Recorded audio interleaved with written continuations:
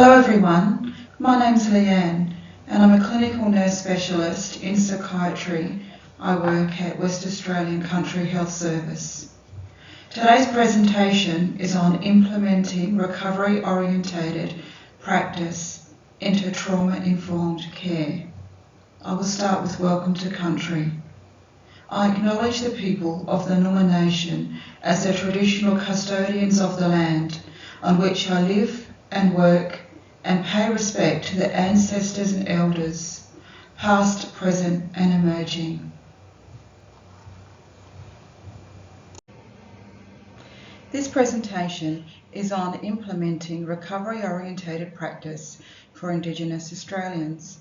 The Australian Government Department of Health reports that racism impacts the well-being of Indigenous Australians, contributing to mental health issues and lower quality health care. Addressing these issues requires systemic reform and an increased representation of Indigenous people in the decision-making processes. These changes aim to dismantle systemic racism to improve the overall health and well-being. This presentation delivers a plan to implement trauma-informed recovery-orientated practices. This will include 12 slides over 12 minutes and references. Firstly, an introduction to the presentation will be discussed and a roadmap. The background will include a brief synopsis of the population group and the trauma that is being investigated. This will include several key aspects of the barriers relating to implementing trauma-informed recovery-orientated practice. Detailed recommendations of evidence-based practices to support trauma-informed recovery-orientated care will be discussed, including changes in organisational culture, policy, procedure and professional practice. This will include why these recommended practices are required and how they will improve practice for clinicians. Finally, the conclusion will summarise key aspects of the presentation and the reference list will be at the end. Indigenous Australians include Aboriginal and Torres Strait Islander people and represent the world's oldest culture with a rich tapestry of languages and traditions. Their understanding of well-being is holistic through interconnected relationships with kin, culture and country. These relationships have been disrupted by the traumatic experience of colonisation and racism, contributing to widespread crises such as substance misuse and suicide. Colonisation began with the European settlement in Australia, leading to cultural disruption and dispossession, resulting in the forced removal of children and disconnection from country, law and culture. Colonial practices have damaged a once rich and healthy culture. Decolonisation aims to confront racism and promote Indigenous voices and leadership. Systemic racism refers to laws, policies and practices that consistently disadvantage Indigenous Australians. This ongoing issue affects access to fair treatment in healthcare systems, leading to poorer health outcomes. Understanding through a trauma-informed lens is vital for change. The impact of racism and colonisation deeply affect behavioural pathways where trauma influences the body.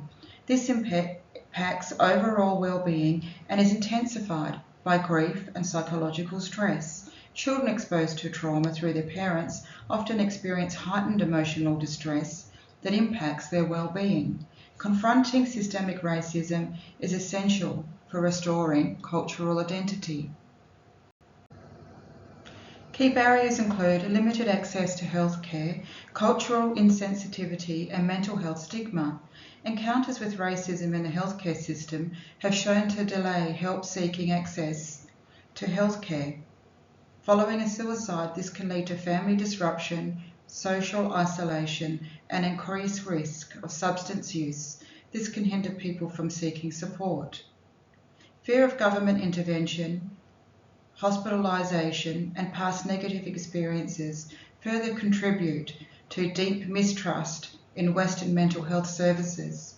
Using less clinical language, such as avoiding the term mental health, can assist in fostering a greater sense of safety. Cultural insensitivity continues to be a major barrier, leading to a disengagement, mistrust, and poorer health outcomes. Indigenous decision-making, governance, and incorporating Indigenous knowledge, language, and cultural practices in service delivery is vital. Thus, engaging with Indigenous practitioners and community leaders in designing and evaluating service. It is important to ensure healthcare educators actively back trauma-informed, recovery-orientated principles and promote safety and empowerment. Ongoing education on trauma awareness, cultural sensitivity and the recovery principles delivered by Indigenous Australians would be valuable. This would include education on the impacts of trauma, systemic racism and colonisation. It's important to create welcoming, non-threatening spaces that promote safety, comfort, privacy and confidentiality. Involve family and carers into the healing process and respect cultural beliefs and healing approaches. Implement feedback from Indigenous clients to monitor effectiveness and service delivery and include quality improvement. Review and restructuring of health policies, Indigenous-led and governed, is essential to ensure cultural safety and support. A proposed reform to the Racial Discrimination Act 1975 would introduce a positive result, requiring organisations to implement policies and procedures to prevent racism, adapt clinical assessments to include cultural identity, connection to country and trauma history in a respectful way, and include Indigenous healthcare workers, mandate the inclusion of Indigenous elders or cultural mentors as part of healthcare planning, develop policies that recognise the role of kinship systems and provide support for family involvement in care, and stricter regulations through media representation would be beneficial to ensure that media channels uphold ethical standards. Understand that intergenerational trauma, colonisation and racism have deeply affected Indigenous Australians and assume trauma may be present when providing care. Avoid re-traumatisation by utilising strength-based and empowering language and seek consent at every stage. Mandatory cultural safety training for clinicians is crucial to address personal biases and include historic colonisation and racism.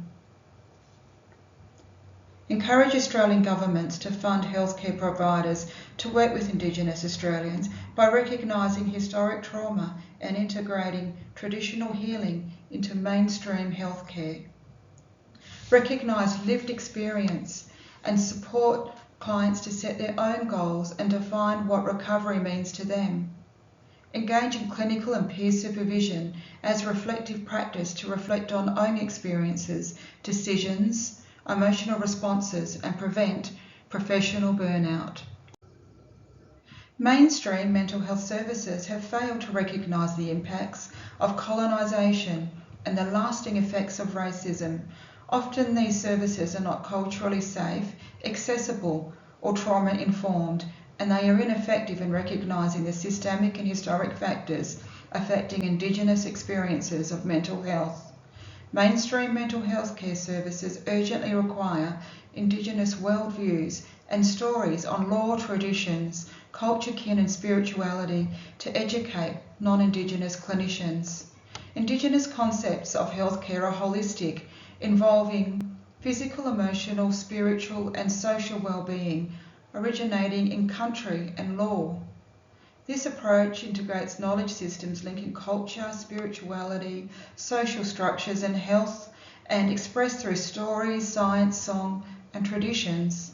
Trauma-informed care deepens clinical understanding and fosters compassionate responses to the impacts of colonisation and ongoing racism.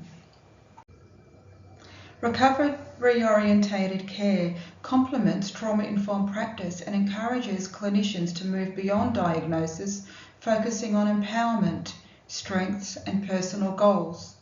Trauma-informed practice acknowledges the impacts of colonisation, racism and intergenerational trauma, and allows for healing in physical, emotional, spiritual and social well-being rather than just focusing on the symptoms.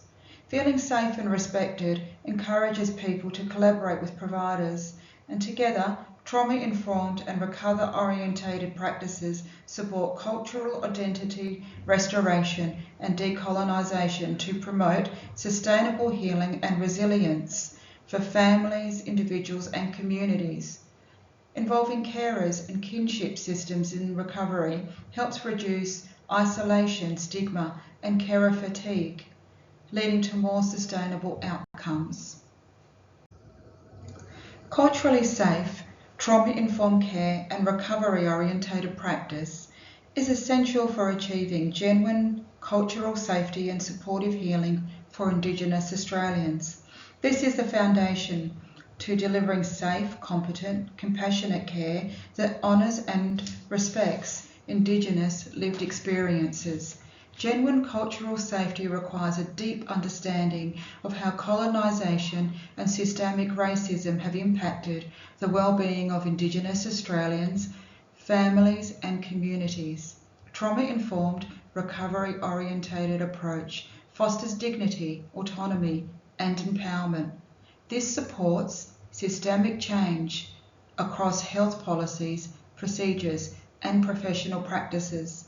These approaches are vital in addressing stigma, dismantling structural barriers that continue to limit access to mental health services. Finally, trauma-informed, recovery-orientated practice recognises and honours the unique strengths, resilience and survival of Indigenous Australians, creating a foundation for meaningful and sustainable healing.